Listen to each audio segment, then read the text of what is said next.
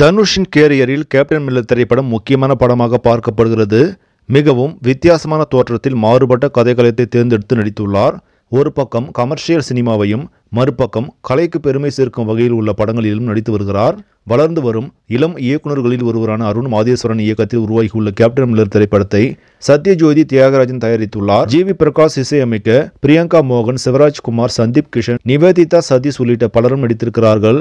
வரும் 12ஆம் தேதி உலகளவில் வெளிவரவிருக்கும் இப்படத்தின் முதல் விமர்சனம் தற்போது வெளியாகி இருக்கிறது. வெளிநாடு சென்சார் போர்டு உறுப்பினரும் திரைப்பட விமர்சகருமான உமைர் சந்து கேப்டன் மில்லர் படத்தை பார்த்துவிட்டு தனது விமர்சனத்தை பதிவு செய்துள்ளார். இதில் கேப்டன் மில்லர் பைசா வசூல் திரைப்படம் என்றும் வழக்கம்போல் தனுஷ் மிரட்டிவிட்டார் என கூறியுள்ளார்.